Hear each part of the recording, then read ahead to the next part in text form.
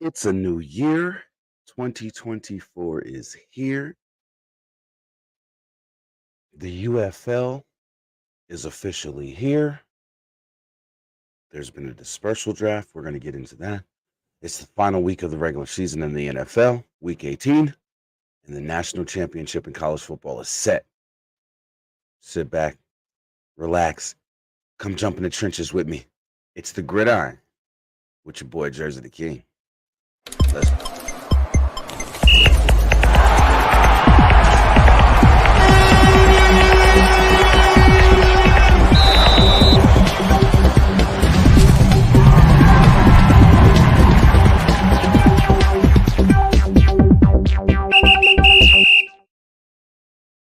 Good morning, and happy Saturday. Happy New Year to everyone out there. It's 2024. The Gridiron is here in full effect, and we've got a lot to talk about. A lot has gone on over the past week, and I'm super excited to talk to you guys about it.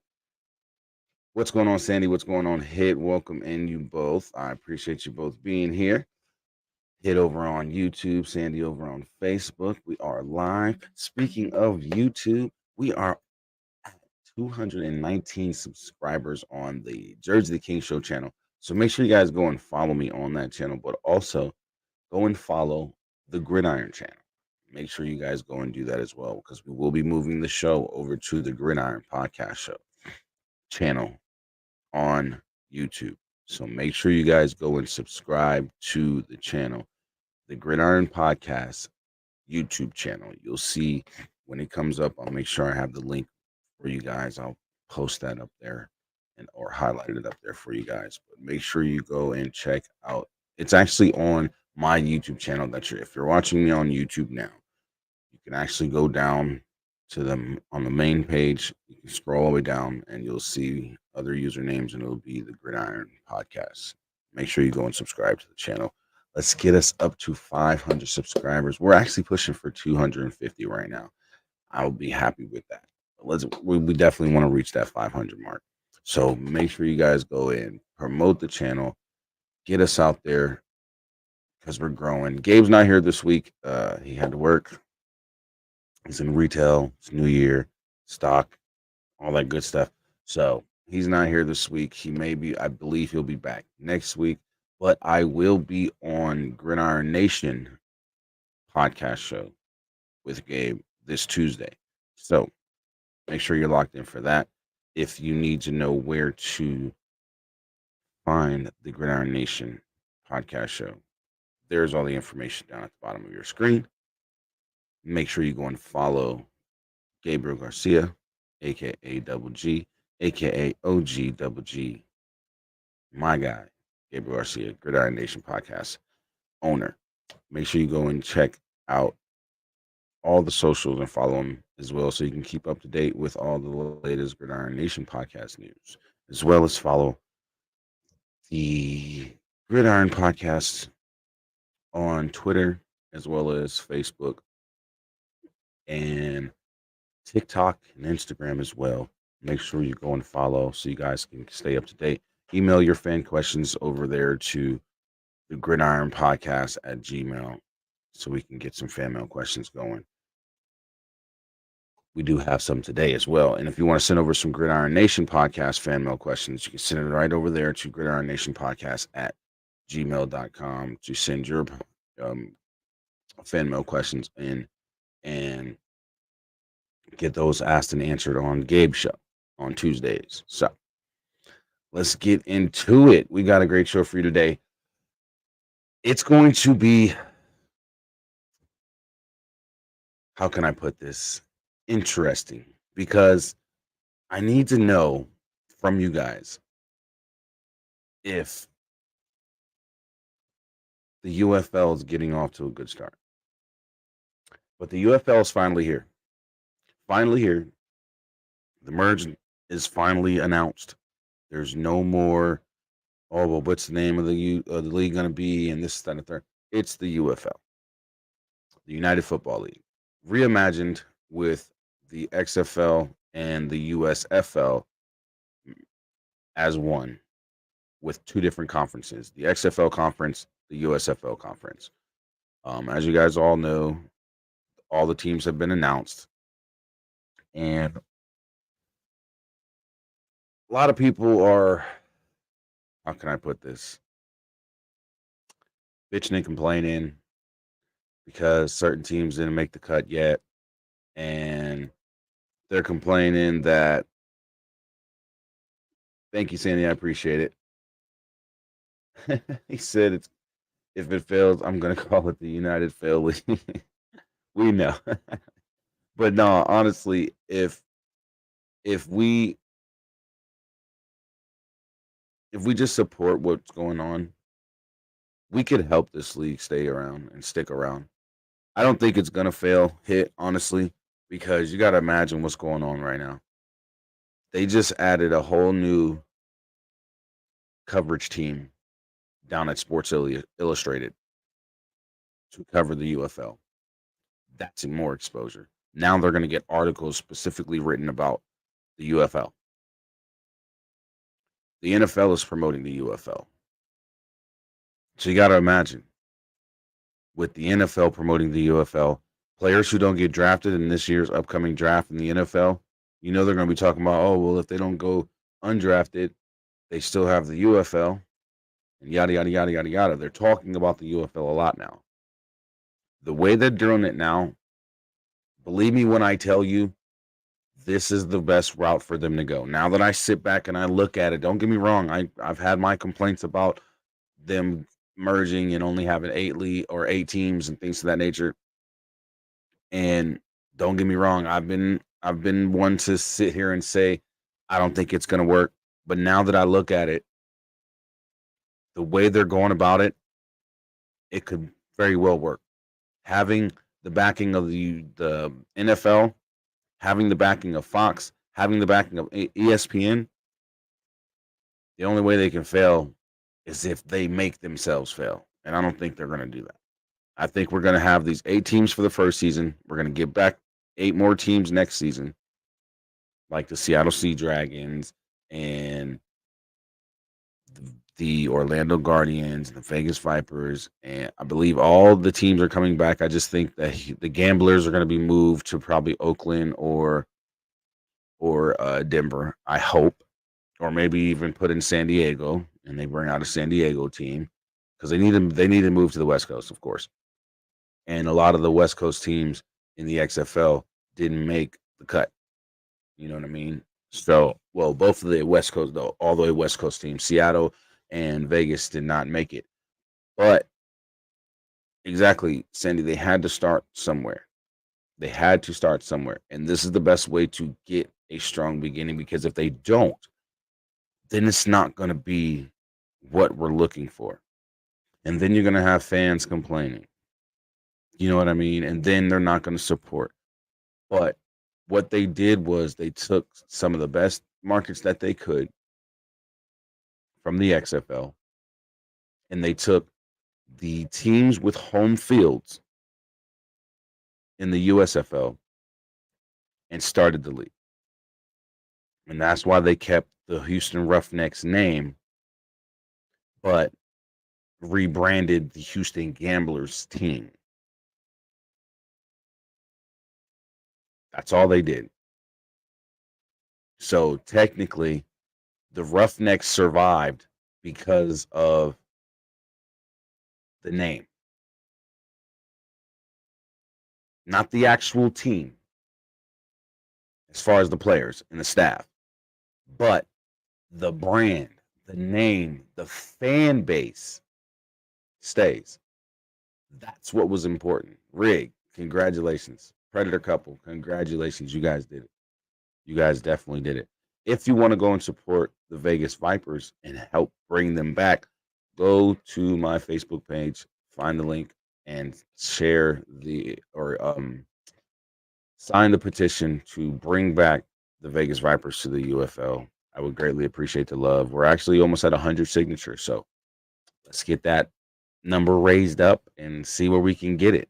You know what I mean? Let's see where we can get it. My question to you guys, everybody watching. Now, the dispersal draft happened yesterday, we wouldn't know if certain outlets didn't post information and, constantly blast who got drafted. My question to you guys is, did they already drop the ball with not having the draft, at least with live updates on their website or on a social media site?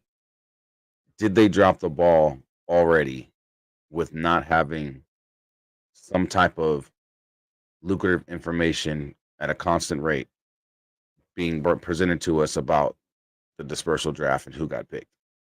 Because if you weren't paying attention to certain media outlets, if you weren't paying attention to um,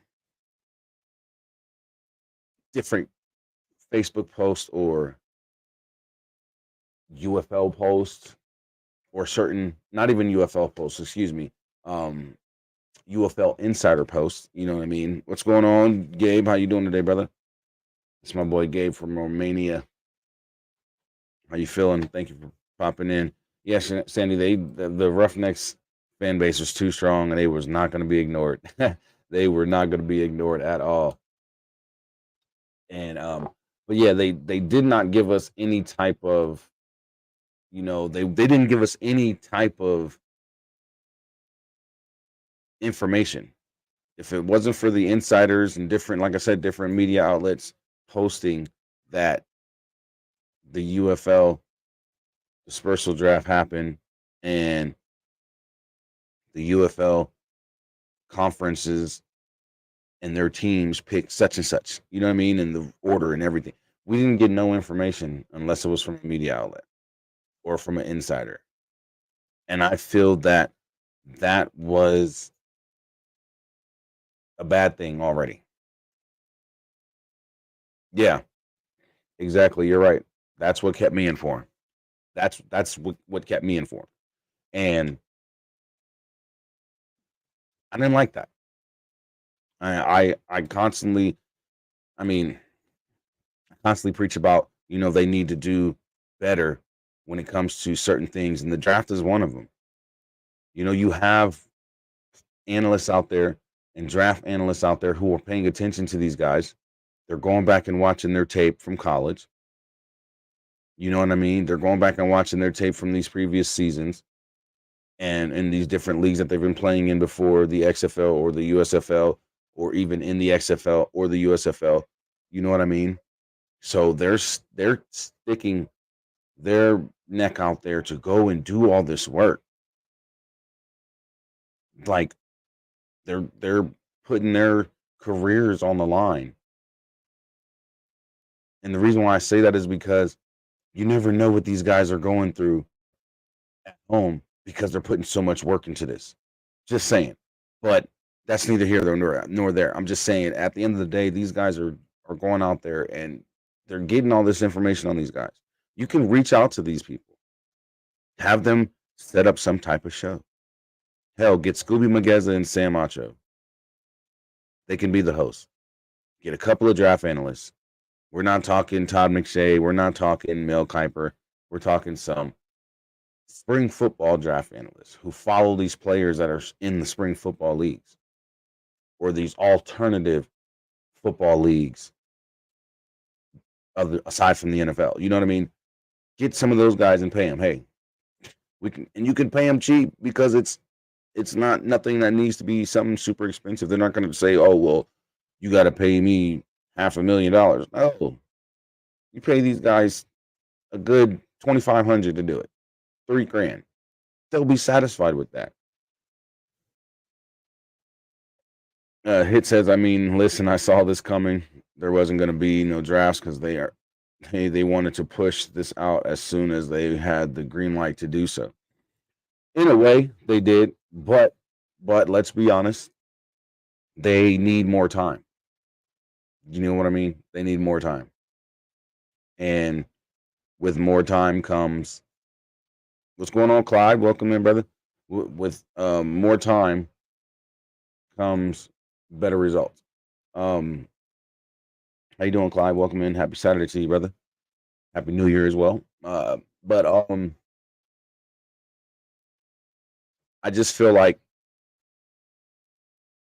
they're kind of rushing because we have another draft coming up. There's not just going to be one dispersal draft like there was yesterday, but there's going to be another one on the 15th.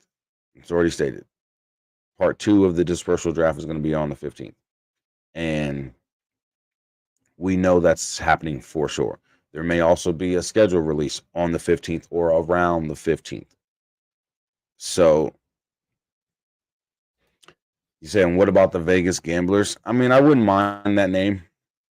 I wouldn't mind that name. Or even change it from the Vipers to the Rattlers, because we have a variety of rattlesnakes out here, or different type of snakes out here, actually. But one of them that is out here in Nevada is a rattler, so I wouldn't mind that, the Vegas Rattlers instead of the Vipers, because there are no Vipers out here. There's no Viper breeds or the breed of a Viper snake out here. It's different snakes that's out here. And like I said, one of them is the Rattler. So I'd be comfortable with the Rattlers or the Gamblers, but still moving the Gamblers, giving the Vegas Vipers the Gambler name instead. Giving the Vegas Vipers the Gambler name instead, you would still have to find a team for the Vipers. So would you bring back? Good morning, B. Welcome in. Would you bring back the Tampa Bay Vipers? No, you couldn't. But you could bring back the Jacksonville Bulls. And now you've got 2 teams in Orlando, or excuse me, 2 teams in Florida, Orlando and Jacksonville. If you don't use the Gamblers name in Vegas, you move the Gamblers. You don't even have the Gamblers name at all. You just move the franchise itself to Oakland or Denver. Bring back the Denver Gold. Bring back the Denver Gold, or bring back the Oakland Invaders, because they may possibly move the New Orleans Breakers back to Portland just to fill up the West Coast, and we have a Western division for these teams. You know what I mean? Because once they bring back 8 more teams, then you can split these conferences into 2. And then when they add more teams, you can split the conferences into 3 divisions. And then eventually, when it's a full 32 league, you can split these conferences into 4 divisions. XFL East, XFL North, XFL West, XFL South, USFL East, USFL North, USFL West, and USFL South. That's their that's their long run goal. Like, that's their long-term goal, excuse me. Honestly. But I just think they dropped the ball a little bit by at least not having live up-to-date stats, as far as, or live up-to-date notices or notifications, at least on the UFL website of the dispersal draft. They could have had some type of live ticker on there.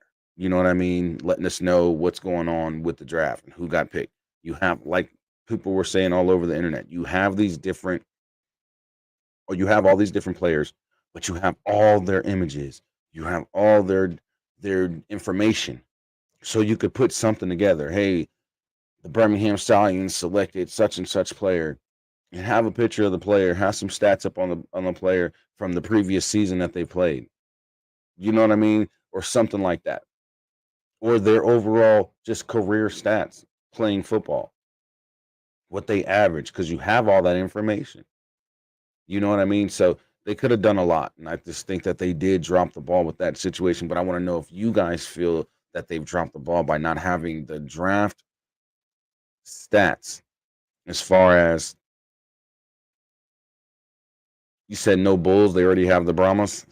But yeah, as far as the draft results, I feel that they dropped the ball by not having at least something. I knew they wasn't going to go live with it. I knew they weren't going to do like a live stream with it. It wasn't enough time. But they could have did something.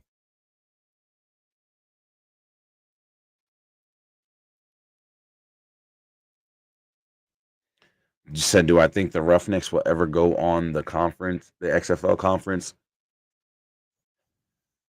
I don't think so. I don't think so. What will happen is if they bring back an extra team to fill in that gap? Possibly. We could possibly have the Roughnecks back over on the XFL conference side,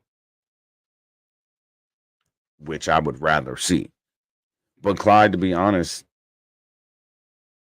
you're right. Don't bring back the Tampa Bay Bandits because they can't. There's a problem with Tampa. That's why they didn't have a Tampa team in the USFL anyways, or the Tampa Vipers. That's why neither team worked out, because there was an issue with Raymond J. Field and being able to utilize that. So now they have to go somewhere else in Florida, and that's why I say bring back the Jacksonville Bulls or the Jacksonville Bulls. It doesn't matter if there's a Brahma and then a Jacksonville Bull. Look at college football. There's plenty of the Missouri Tigers. What other team has LSU Tigers? You know what I mean? There's plenty of teams that have the same nicknames, or at least similar nicknames as far as what the animal is that maybe are represented. You know what I mean? So yes, make sure you guys go and follow the Gridiron Podcast channel on YouTube and subscribe. He said Jackson. Yeah, but I'm just saying, the Jacksonville Bulls was a team. You know, you bring them back, it's not going to matter. Hell, you got the Bulls versus the Brahmas. That could be a rivalry game. You feel what I'm saying? And it would just make for more excitement, because then the Brahma fans and the Bulls fans can say, well, we're the more superior, you know. That's why I say it really wouldn't matter. It would just start up a rivalry. Give them something to fight about, argue about. Oh, the Bulls are better. No, the Brahmas are better.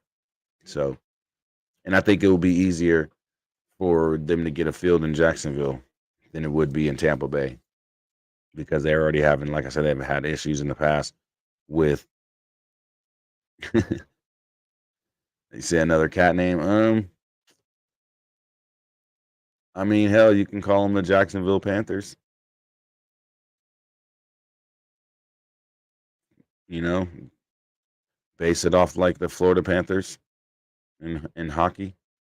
Just call them the Jacksonville Panthers instead of the Bulls. I mean, either way, it could work. You know what I mean? It could work. But like I said, I think they dropped the ball a little bit, and it starts off with this draft. You know, I feel that they should have at least had live updates on the UFL website, and I think that they kind of dropped the ball with that one, honestly. He said Tommy Khan might support that team, or Tony Khan. Also, we're gonna go over the results real quick here too. I actually have the results of the XFL draft, or the the UFL Dispersal Draft Part 1. So in the XFL conference, this is what we're seeing here from what I'm getting from these media outlets. The Arlington Renegades have drafted QB Lindsey Scott, running back Devin Darrington, running back Morgan Ellison from Seattle, wide receiver Dante Burnett, tight end Seth Green, defensive lineman LaRon Stokes, and cornerback Ajeen Harris. That's huge. Arlington picked up some key players, especially Morgan Ellison and Ajeen Harris. I can tell you that for sure. And Deontay Burnett, not even going in front. DC. Now, DC, is Jordan Ta'amu going to come back? That's a question to think about. DC's picked up defensive lineman Donovan Jeter, edge rusher Trent Harris, edge rusher Tim Ward, cornerback Adam Sparks, and safety Deontay Anderson. So it's looking like they're trying to stack up on that defense and not really too much worry about the offense. I think maybe the offense is coming back in full effect. We'll see. We'll have to see if Lucky Jackson and Abram Smith comes back. St. Louis Battlehawks. Now, this was huge. Ja'Cour Pearson. Jay Peasy, the leading receiver in the XFL last season. He goes to the St. Louis Battlehawks. This is big, especially if they get A.J. McCarron back. They also picked up wide receiver Blake Jackson. They picked up Donovan West, center. They picked up defensive lineman Antoine Jackson, and they picked up cornerback Keelan Kennedy. And the San Antonio Brahmas only selected tight end Cody Lattimore and center Alex Mollett. So, with that, I don't know. So far, it's not. I mean, like I said, that key move, that real big move was, well, 3 big moves. Ajeen Harris and Morgan Ellison going to Arlington, and Jay Peasy, Ja'Cour Pearson going to the St. Louis Battlehawks. They're going to be stacked up. I can say that. They're going to be stacked. Now, he said the Memphis Breakers. They're going to move. They're going to more than, like I said, they're going to more than likely move the Breakers to Portland and bring back the Portland Breakers. Now, over to the USFL conference. Linebacker Chris Orr, offensive lineman Calvin Ashley, defensive end Henri St. Amour, kicker Chris Blewett, defensive end Hercules Mataafa, and safety Eli Walker go to the 2-time defending USFL champion, the Birmingham Stallions. Then in Memphis, linebacker Vontae Diggs, defensive back DJ Daniel, quarterback Case Cookus, which a lot of people were like, oh, why didn't Case Cookus go earlier in the draft? Well, Memphis needs a quarterback. And offensive lineman Kirk Kelly, tight end Sage Surratt. That's huge. That's a huge pickup from the Philadelphia Stars. That's a huge pickup. Or no, excuse me, from the Portland Breakers, actually, or from Memphis Breakers, or damn it, Clyde, the New Orleans Breakers. They also picked up Kirk Kelly, offensive lineman Kirk Kelly, tight end Sage Surratt, offensive tackle Sidney Wells, and wide receiver Jonathan Adams. They all go to Memphis. Michigan picks up linebacker Gerard Fernandez, quarterback Davis Cheek, running back Wes Hills. That's big for them. Wes Hills and Reggie Corbin in the backfield. Ooh, that's crazy. Safety Bryce Torneden and safety Shalom Luani. It's big for them. That's really big for them. West Hills, that's big for them. Houston picks up linebacker Reuben Foster, defensive tackle Olive Sagapalu, defensive tackle Keontae Shad, offensive lineman Marcus Tatum, center Jack Kramer, and Isaiah Henney from the Pitt Maulers, the wide receiver. So I think, yeah, a lot of the Breakers got sent to the a lot of the Breakers got sent to or got drafted to Memphis. You're right. And Memphis said the hell with it. Why not? You know what I mean? Why not? I mean, in my opinion, overall, there were some big pickups for certain teams.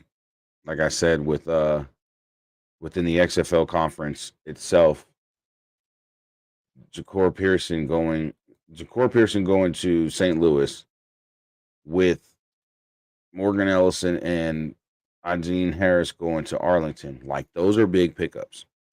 Really, like, those are big pickups. Morgan Ellison and Ajeen Harris, because Ajeen Harris did his thing at cornerback last year for Seattle. So I'm just saying, if I'm correct, he did play for Seattle, or he might have played for, I believe he might have played for Houston, actually. But there were some big pickups on the USFL side as well, though, too. Case Cook is going to Memphis. That's big for Memphis because Case Cook did a pretty good job last year. Chris Orr going to the linebacker, going to the Birmingham Stallions. That's big for the Birmingham Stallions defense. Also, Wes Hill's going to the Michigan Panthers. That's big. And then Isaiah Henney going to Houston. That's a big thing for Houston because now he gives them another target with what's your boy's name from last season who got hurt? Kirkland, Jonte Kirkland. You know, we'll see if he stays with the St. Louis. We'll see if not St. Louis, with New Orleans Saints, if he's not already. Yeah, and St. Louis got Dragons and Vipers. Yep, you're right, Sandy. St. Louis got Dragons and Vipers. That's a good question. Who's going to be the QB for St. Louis? That's a really good question. We don't know yet because it's the possibility that AJ McCarron comes back. You know, he's currently the backup quarterback for the Cincinnati Bengals behind Jake Browning because Joe Burrow is actually injured for the rest of the season. And he might miss the playoffs as well, especially if the Bengals don't even make it to the playoffs, then we may see AJ McCarron back in a St. Louis Battlehawks uniform. But I don't know. We don't know who's the quarterback going to be. You know, we might have to have Coach Beck come on B-Hawk Live show or the new Fuel show, I believe it was what it's called, the UFN Legion show. So, or the UFan show. So I mean, we gotta figure that out. We gotta find out. It's gonna be interesting to see who they get at quarterback for St. Louis. They might even get Ben DiNucci. Gucci DiNucci. That'll be crazy. They replace DiNucci for McCarron. If McCarron doesn't come back, I'm just saying. Yeah. A lot of people are feeling the same way. This is the part that they don't like not knowing. If you are a Spotify listener, go ahead and subscribe or follow the Gridiron podcast on Spotify as well. You can stay up to date. If you ever miss the show, you can always support it on Spotify. Yeah, we know his kids want to see him play, and he wants to play in front of his kids, but will go back to the NFL and go right back to Cincinnati. So it's we gotta see what is gonna happen because ain't no telling what he's gonna do. But again, there's also a part 2 of this dispersal draft, and it's on the 15th of January. So in about 10 days, 10 days. You said you don't think he's coming back. That's how you feel, Clyde? You don't think he's gonna come back?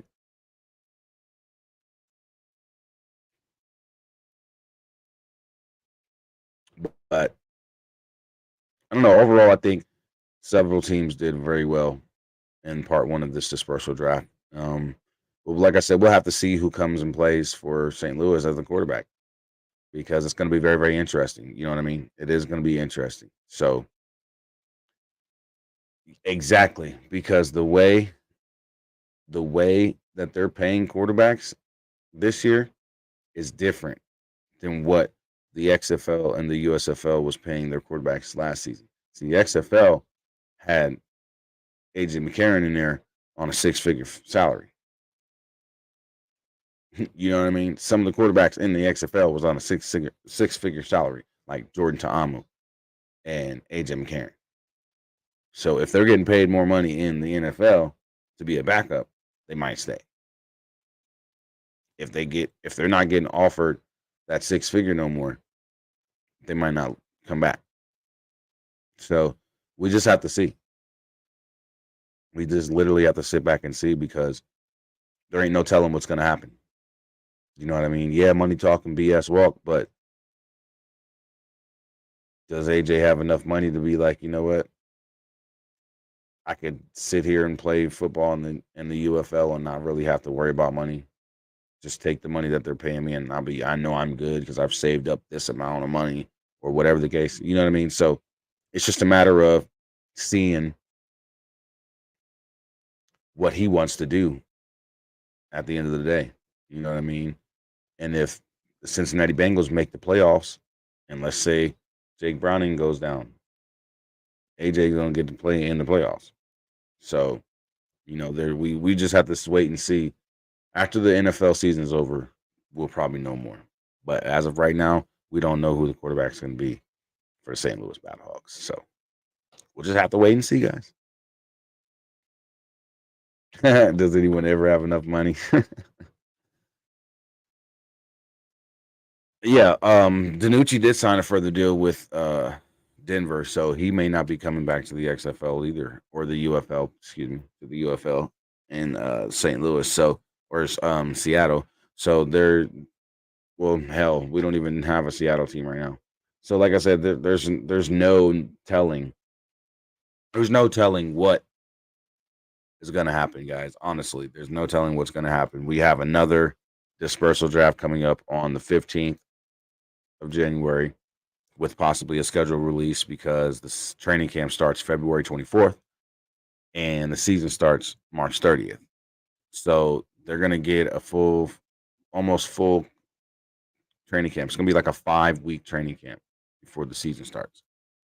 So that'll be good, and even if they allow them to start a week earlier, I think they should do it. Give them 6 weeks, give them a 6 weeks training camp. Makes it a lot more better for the teams to get ready. And that way we get clean, really, really clean football, because after 6 weeks of practicing that playbook and going over different things, schemes and plays over and over and over again, your offensive line should be meshing. Your defensive line should be meshing. Your overall offense and defense should have a lot of chemistry after 6 weeks. You know what I mean? So we need to hope that they think about that and say, you know what, let's actually move it back a week and give them an extra week for training camp, not just 5, give them 6 weeks. You know what I mean? That way they actually have more time to build that chemistry with each other and become a more solid team. So that way when the season starts, we get good football. Because we all know the season's starting with the XFL champions, Arlington Renegades, taking on the Birmingham Stallions, the 2-time USFL champion. So we're going to see who's better right off the rip. There's immediate competition, immediate champion versus champion expectations. You know what I mean? So we got to see. Hell, is Alex Magoo coming back for the Birmingham Stallions? He's currently on the Green Bay Packers roster.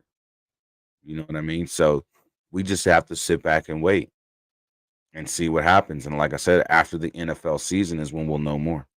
And I think that's one of the reasons why training camp is starting then, because the NFL, of course, has a Super Bowl in February. So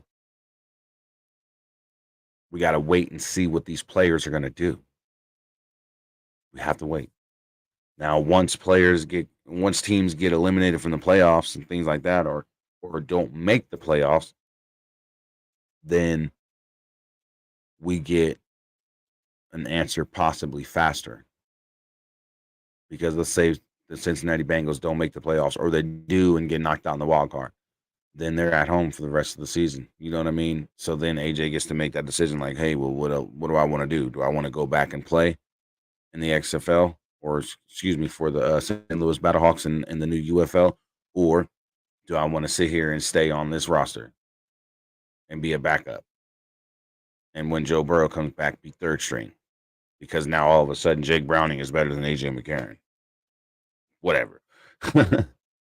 But I'm just saying, I don't think that AJ is going to be coming back, in my personal opinion. But then again, he could, because I wouldn't want to be a third string quarterback when I know I'm better than that second string quarterback. So, you know what I mean? I just think that it'll be better for him. It would be better for him altogether, So, with that being said, I think it's more of a challenge for the UFL this go around, because Product has to be good on the field. Product has to be good on the field. We know the fans are going to show up. We hope. Let me say that. We hope the fans show up because now you got teams with home fields. So fans can go to these games. So let's see how much the fans turn up. Let's see how many fans turn out and show up to these games and buy tickets. Let's see. When I'm able to again, I am going to start traveling and going to these games. When they bring back the Vegas Vipers, I will be at all the home games. Believe that.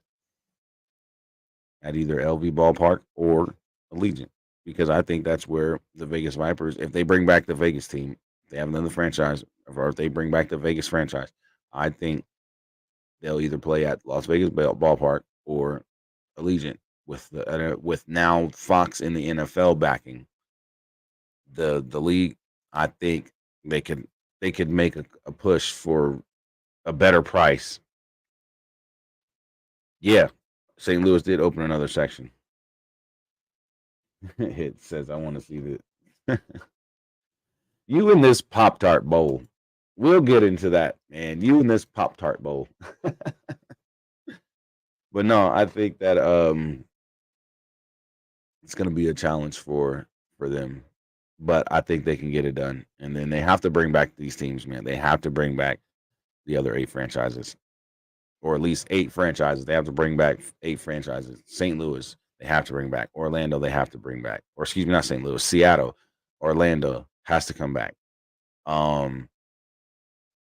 Vegas, you got to bring back Vegas, man. We're becoming a champion sports town as well. And we're going to be getting a men's basketball team, an NBA team soon, an expansion team. It's going to be coming to Vegas. We already got the G League team. So they're going to be bringing out an actual expansion team in the NBA for Vegas. We already got the 2-time WNBA champion Las Vegas Aces back-to-back. We got the Stanley Cup winners, the Golden Knights, the Vegas Golden Knights. I mean, come on now. We now have the Raiders here in Vegas. The Oakland A's are coming to Vegas. They're going to be the Vegas A's Athletics Relief. You don't know if their name's going to change, but I know they're going to be a Vegas team. So we're going to have eventually have a sports team in every major sport in the city of Las Vegas. It's going to be a sports team. Major League Baseball. We already have a hockey team. Already have a women's basketball team. We already have a football team and the Raiders. All we're missing is the NBA team. And then you give us a spring football team. Come on now. DJP, welcome, man, brother.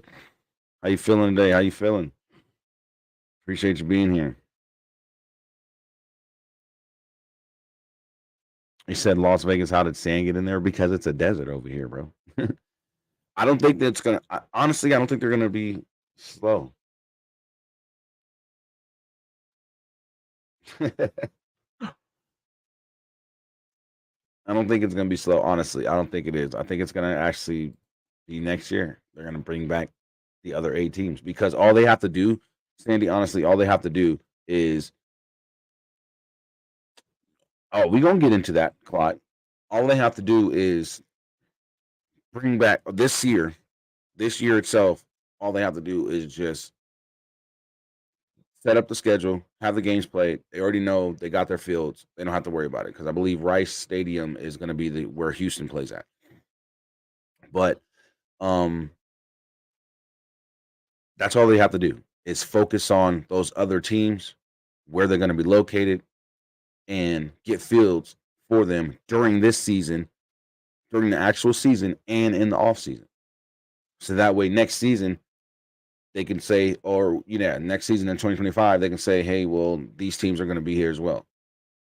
Like in the off season, they can say, well, these teams are coming to the USF or the UFL next season, or coming back to the UFL next season. And then boom, you got 16 teams. Because they'll have enough time to get fields. They have enough time now. You already know what you're doing with the 8 teams you have. Now you can start, and once you get the season kicked off, now you can start getting to work on the other 8 teams you need to bring back. After that, then we can start slowly expanding, adding 4 more teams, right? 2 in the XFL, 2 in the USFL conference. Next year, add 4 more teams, 2 more in the XFL conference, 2 more in the USFL conference. Next thing you know, you just went from 16 teams to 24. You feel me? And then the next 2 years, add 4 more, and then 4 more. And then you're at 32 teams. 5-year process. It starts now. The looking, the bringing back the 8 teams that were put on pause, or however many teams from those 8 teams that were put on pause, and whatever the new locations are going to be at. You know what I mean? So they don't have to do it slowly. And I hope they do bring that. I hope they do keep the XFL kickoff. I really do.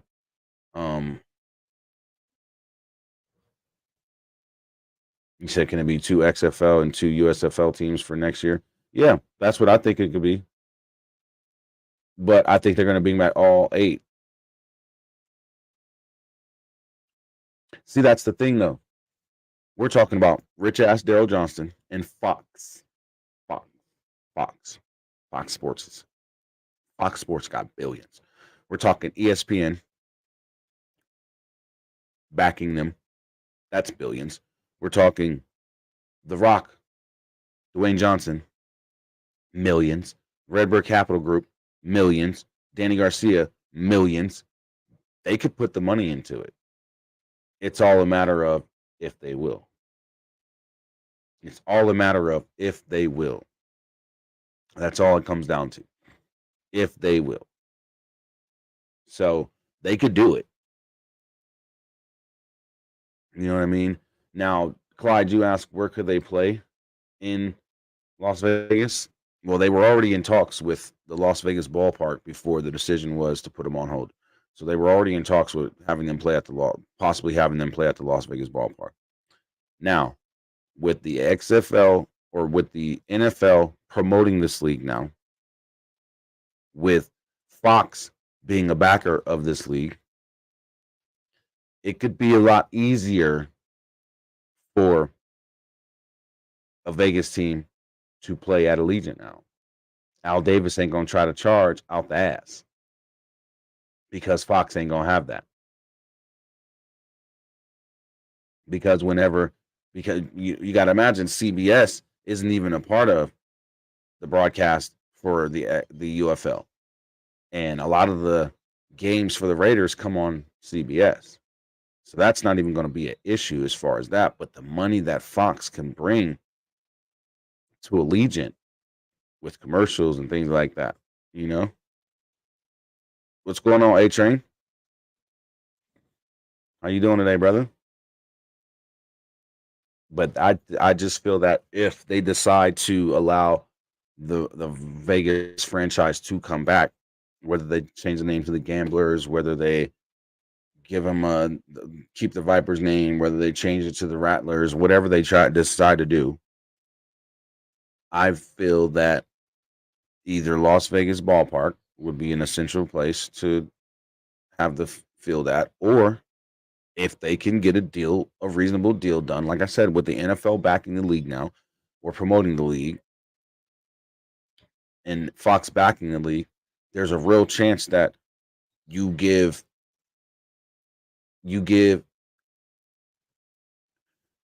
Al Davis a choice. Hey, you want to make this extra marketing money? You know, come join the Vegas Rattlers, the Vegas Gamblers, the Vegas Vipers at Allegiant Stadium this year in the or next year in the UFL in 2025. It's promotion for the Raiders. I was going to call them the bum ass Raiders, but I'm not going to do that. I'm not going to do that. Stay ready for the NFL games this weekend. Ready for the UFL kickoff too, and I am as well. I can't wait. I'm gonna support the league regardless. Whether my team franchise is not here, whether my franchise, the Vegas franchise, we don't even know what to call them anymore. But whether the Vegas team is here or not, I'm going to support the league. You know what I mean? So at the end of the day, we got what we got. You know, we got to just support what we got, because if not, then we're just going to help the league fail instead of help the league prevail. So with that being said, let's move on to some NFL. We've almost hit an hour of just talking about the UFL, which I don't mind doing at all whatsoever, but I want to definitely move on and get some more things talked about today because we have a few more topics to talk about. It's going to be a big week in the NFL this week. It's the final season or final regular season game or week. All the last games of the regular season, are all this week and weekend. I believe some games are on today, if I'm not mistaken.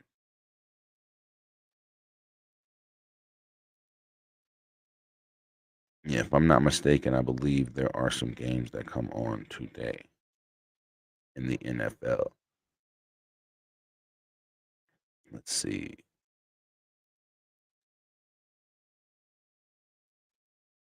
We're actually going to see now.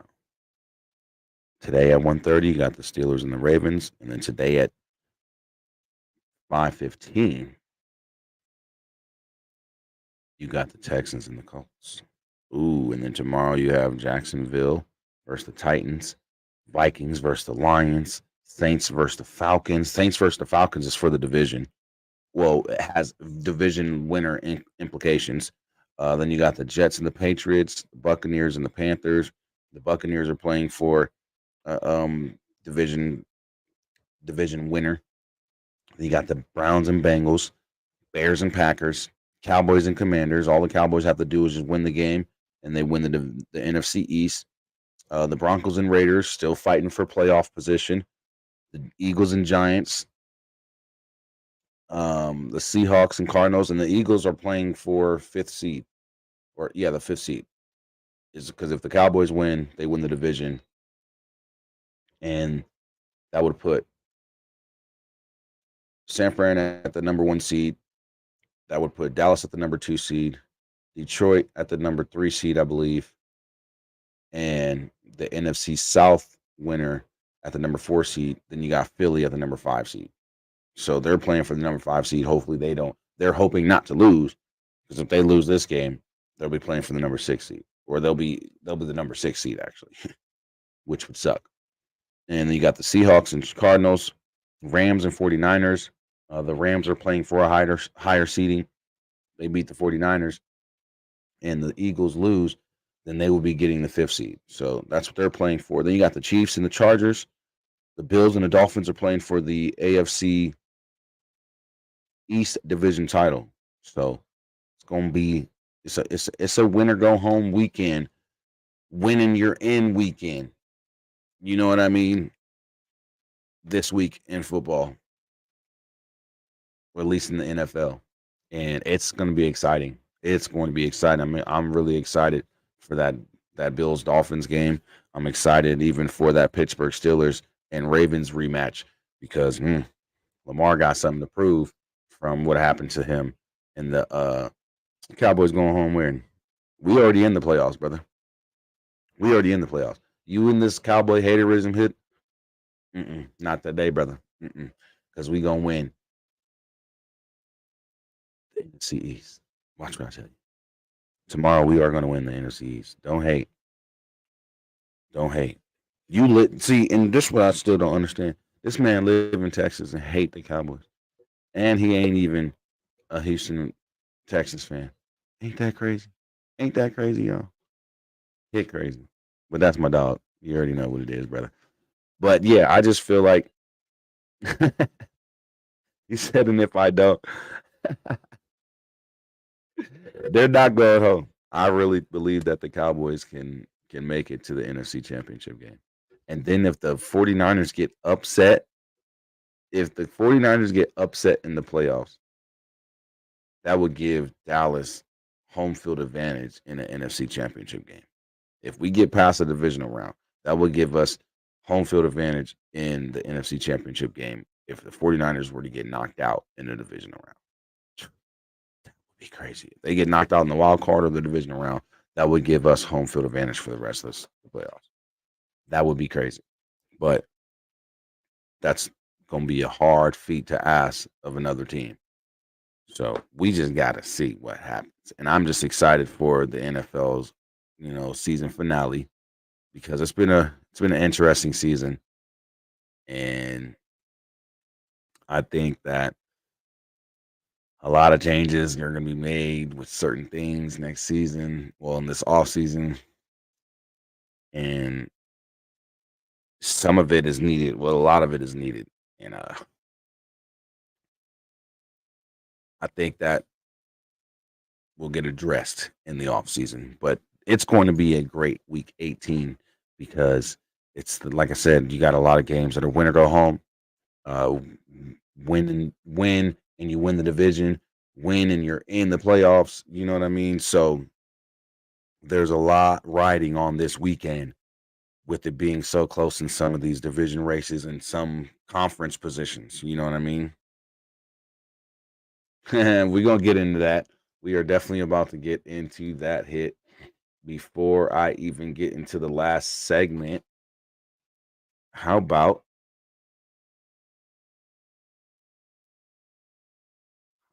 some Mail time.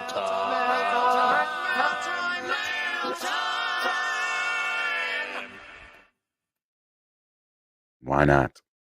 Hey, what's going on? Hit. I appreciate you, brother, always, man. He says, so how y'all liking the name UFL? I don't mind it. I honestly don't mind it. I wish honestly it would have been the National Spring Football League. I really do. I wish it would have been the National Spring Football League. I think that would have been a little bit more, you know. Hey, he said Blue's Clues, we got a letter. I think it would have been more defining. You know, it would have gave them a bit of more of a defining name. I don't, and the only reason why is because if their long term goal is to eventually have 32 teams, similar to the NFL. So if that's what you plan on doing, why not just name it the National Spring Football League? You know what I mean? Like you have Major League Baseball, right? But minor league is MILB. Still stands for minor league baseball. You know what I mean? So I just feel like I'm fine with the name, the United Football League, but y'all took a name from another football company, another brand that utilized that exact name, United Football League. But you requested the rights for it, and I just think that was like unnecessary. I think National Spring Football League would have been perfectly fine. The NSFL would have been perfectly fine. National Spring Football League. Period. I wish that would have been what it was, but we got the United Football League, and I'm okay with that. We got the United Football League. I'm fine with the United Football League. Perfect. You know what I mean? But I just think that it would have been better if they got the National Spring Football League. Honestly. Now, question 2. Said for me, I watch the games, watch 1 or 2 games, and if I'm feeling it, and if I'm not, or I messed that up. I'm sorry. If I'm feeling it, if I'm not feeling it, I'm just not going to watch. But as a football fan, how long are you willing to support this spring football league before you say, all right, what the F am I watching? um, it's going to be, for me, it's going to be the product on the field. That's going to play a big part. The product on the field is going to play a huge part.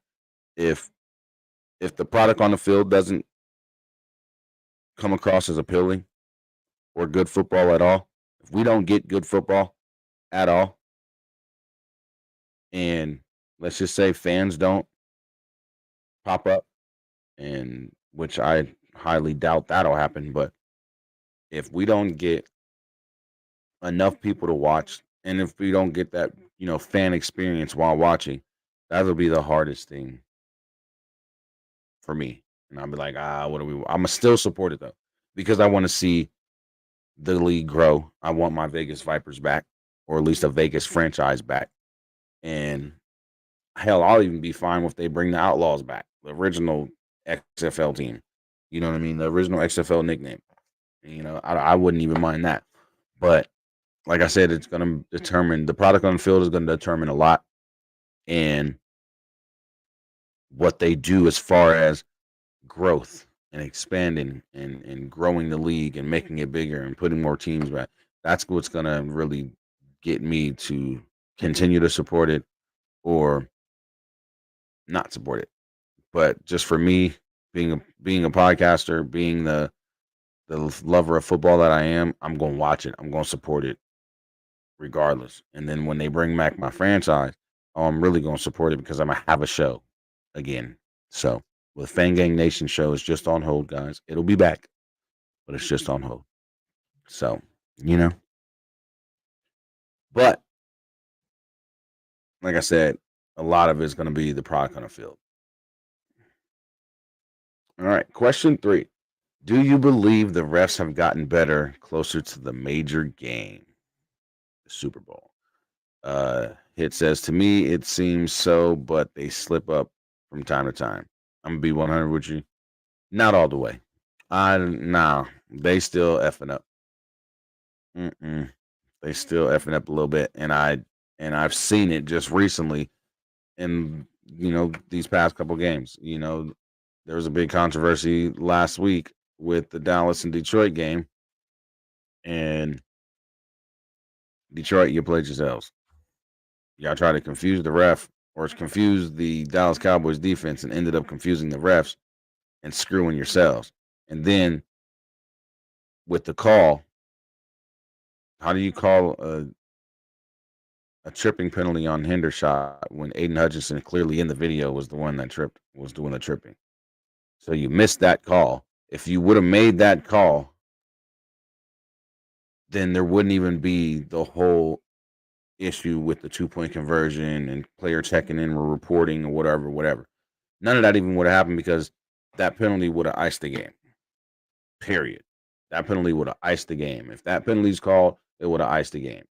So, in my opinion, hell no. They still effing up. That's what I was saying. That's one of the things that needs to get addressed in the NFL this off season, and I hope that they do because they need to figure something out and get a real NFL officiating crew. They need to get a real officiating crew, and they just need to do better with that because especially with this gambling crap, come on now. It's determining too many of the outcomes of the game, which y'all know how I feel. We ain't even get into it, but I just feel that no, they're not doing better. Sorry. No. No. And this is what this next question here. So to answer your question, no, I don't. But this next question here, this is where the whole Pop-Tart. He's been on his Pop-Tart run. All right.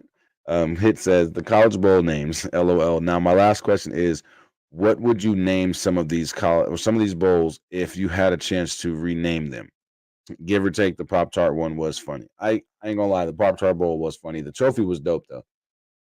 But that big, huge Pop-Tart, that was nasty. That was just disgusting.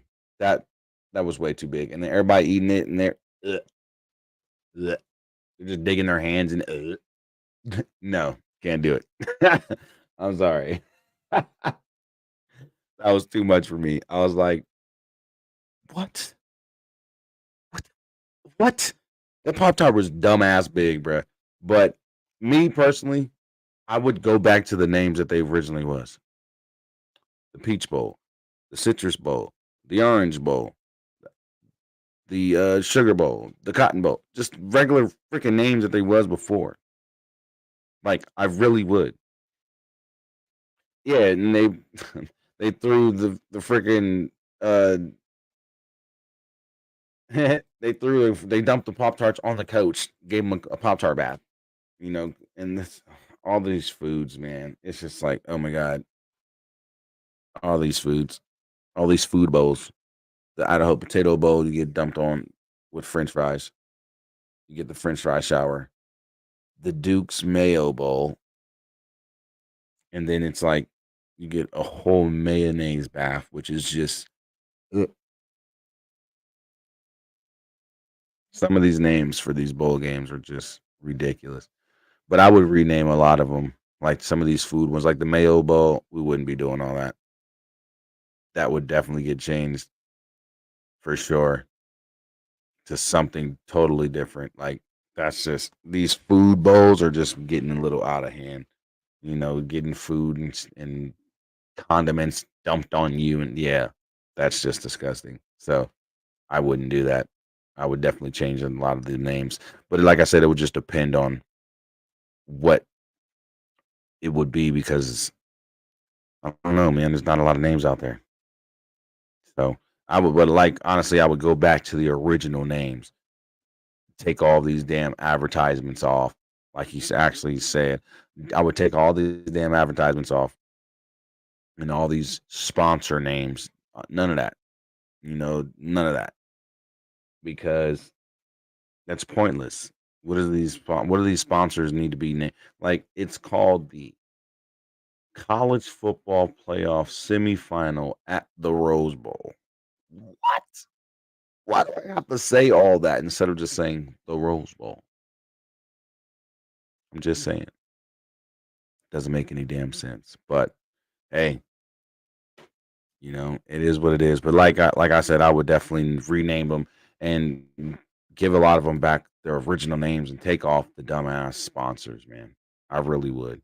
I would take off the dumbass sponsors and keep it pushing, man, because that's just corny. It's just corny. But thank you again, man. I appreciate the mail time. You feel me? Definitely appreciate that. Um,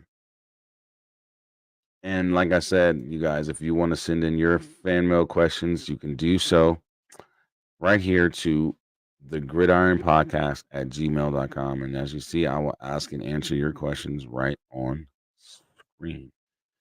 If they are over 200 characters, I have to break them down into two questions, or two parts. But you can send your questions right there. But again, thank you, Hip. You already know, brother. Now, let's get into our final topic of the day.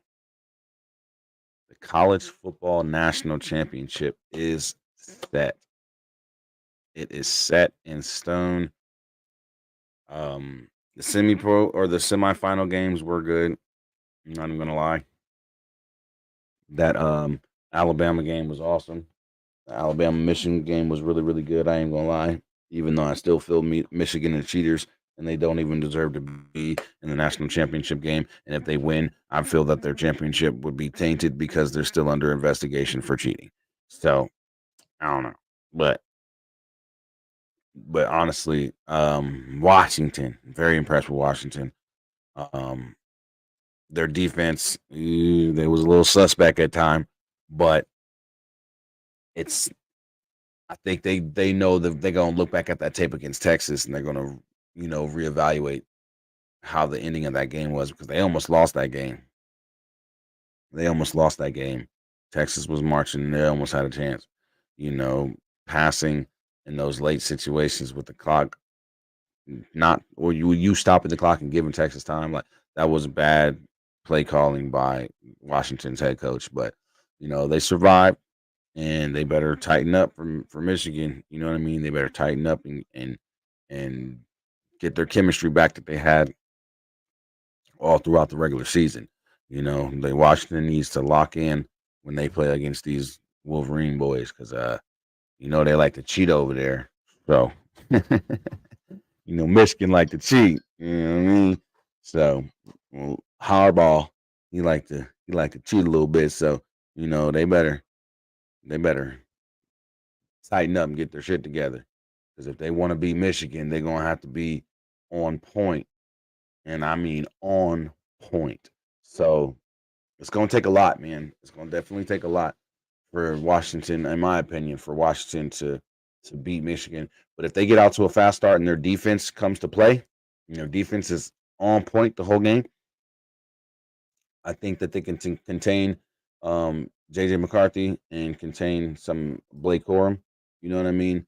All they have to really do is limit that run game. They can limit that run game and put the ball in JJ McCarthy's hands more and force him to do a lot.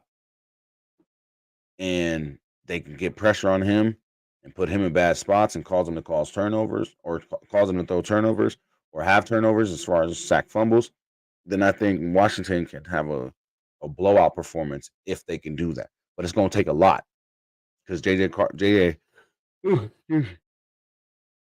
sorry, JJ McCarthy is playing at a high level this season, and I do give him that. But that is due in part to, your coach knowing what's going on. So we'll see. We'll see how this national championship game is going to be next Monday on, or excuse me, this upcoming Monday on, I believe, ABC. National championship game, Michigan versus Washington. So, who do y'all got? Who do you think's gonna win? Let me know in the comments. If you're watching this video afterwards, let me know who you think's gonna win the national championship, and we'll definitely talk about it next week on the show. Or you'll also hear me talk about it this Tuesday with my boy Gabe Garcia, aka Double G, over on Gridiron Nation podcast. So join me this Tuesday over at Gridiron Nation. You can send in your fan mail questions. You can join me this Tuesday on Gridiron Nation podcast with Gabe. I'll be a guest appearing on there with them. We're going to talk some football like we always do, and we're going to get it popping. And if you want to follow Gridiron Nation podcast socials, there they are. You can get in contact with Gabe with any of those socials as well, and get more information on all the different vodcast locations you can watch, whether it be the different Facebook pages or, the Gridiron Nation vodcast channel on YouTube. Make sure you guys go and subscribe. All right. But like I said, next week we have Gabe possibly coming back. So we got a big show for you guys next week. We should have more news on what's going to be happening on the 15th. We should be knowing when the schedule will be released as well for the UFL. So I'm excited for that. The playoffs will be in full effect. We'll know, we'll be having the wild card and getting ready for wild card weekend. We'll be getting ready for wild card weekend and getting it popping in the NFL as well as college. Like I said, there's a lot of football, man. So I'm excited. I'm very, very excited for you. I hope you guys are too. If you want to send in your fan mail questions to the Gridiron, make sure you do so. Mike Tackett said Michigan will play tough, hard-nosed football. Washington doesn't have the depth to stop the run, and McCarthy for 4 quarters, sincerely a Buckeye. I don't know, man. FCS Natty tomorrow. Oh, yes, the FCS, the Football Championship Schools National Championship game will be tomorrow at 2 p.m. Eastern, I believe that is. 2 p.m. Eastern, 2 p.m. EST. So make sure you guys have your TVs set to watch that game. Bro, leave me alone. All right, I'm tired. But definitely make sure you guys go and follow my boy Mike Tackett. He's a great guy. Follow him on Facebook. But yeah, I don't know, Mike. I think Washington can pull it off. It's gonna be hard for Michigan's defense to stop MPJ. Michael Penix Jr. is a bad boy. And I think it's gonna be a tall glass of water or a tall order. A tall order for Michigan to stop him. Roma Dunze, come on now. Just him alone. He's a force. He could split a double team with no problem. He could take advantage. He can moss somebody real quick. You and I both seen him moss somebody at least at one time in a game this season. Yes, I definitely want to see a good game. I want to see a good game and I want to see a close game. I don't want no blowout. I want to see a close game. TCU ruined it for us, man. I want to see a close game, and I hope that it's, you know what I mean? I hope that it's a tough fought game on both sides. You know what I mean? Where everybody's leaving it out on the field and we're actually getting a competitive game. So yes, we can definitely all agree. We can definitely all agree that we want to see a good game, unlike the blowout from Georgia last year. You know what I mean? Yes, finally getting a college football trailer dropping. Yes, for the college football video game. They're finally coming back out with college football games. And this one's going to be, and I think this version is going to be even better because you actually get the names of the players from all the different schools. And hopefully we get like, I mean, Mike, you remember when you were able to create your player on NCAA and then transfer him over to Madden and put him in the draft class? Yo, I hope they bring that back. You know what I mean? And it's gonna be exciting. I'm excited as hell for the college football game. I've been waiting for college football to come back since the last one. So yes, I'm especially happy for this. They ain't gonna have big head mode. Big head mode was on college game day. Big head mode was actually on college game day. That was part of the game day games because you had the NFL game day and then you had college game day. And that's where those were actually video games. And those were the ones that went together. And then you had NCAA football and then Madden that go together. So yeah, I agree, Mike. They have to bring that feature back to where you're able to create your character, create a player on the college game, play through however many years, whether it'll be 2 years, 3 years, or 4 years, and then put your character in the draft class with their draft stock from what it says in college. Like it was so lit. You know what I mean? If your draft stock was projected to be number one, then you would be, when you transfer your player over, you would be the number one draft stock. You know what I mean? You will be projected as a number one pick and you end up going number one. He said, "Nah, all sports games need big head mode." I disagree. I don't think that takes away the element of the realism. Takes away the element. Now, if you have like some backyard mode, you know what I mean, that's cool. But when it comes to like the regular mode, no, no, we don't need that bull crap in all video games. Trust me, that sucks, in my opinion. But that's our show for today. I want to thank everybody who tuned in. And I appreciate all of you being here. Like always, man, thank you for the fan mail questions. Again, if you guys want to send your own fan mail questions, and we will be bringing back a topic of the week next week or this upcoming week. So I will have a topic of the week for next week's show, being that we didn't have one this week. But if you want to send your fan mail questions, send them over to the Gridiron Podcast at gmail.com. You can get I can answer and ask and answer all your questions right here on the show live, like I do every week with my boys Hits Questions. Make sure you guys send them to the Gridiron. That's the with an A, Gridiron Podcast at Gmail. Send me some football questions, man. I'll ask them. You guys already know. I want to know. I need some more questions. You know what I mean? We need some more people to participate in the fan mail. So make sure you guys start, really sending over some questions for us. Because, hey, if you want me to do off topic, it could be off topic as well. That's fine. I don't care anymore. We just want some more fan mail. Because when we bring back the phone line, or when we bring the phone line, it's going to be lit. You know what I mean? I want to do like fan mail live. You can call in and ask a fan mail question live. Might do something like that as well. It's all up to you guys, man. Let me know. Post it on my social, however you feel. But I want to thank all of you guys for tuning in and being here today. We're going to get up out of here. If you've missed this episode, because I see a lot of people are coming in late. Good morning, Mom. Welcome in. Thank you for being here. But yeah, we're going to be ending the show right now. I see a lot of people coming in. But if you missed the show, you'll be able to rewatch it on Spotify, rewatch the video on demand, of course, after the show's over.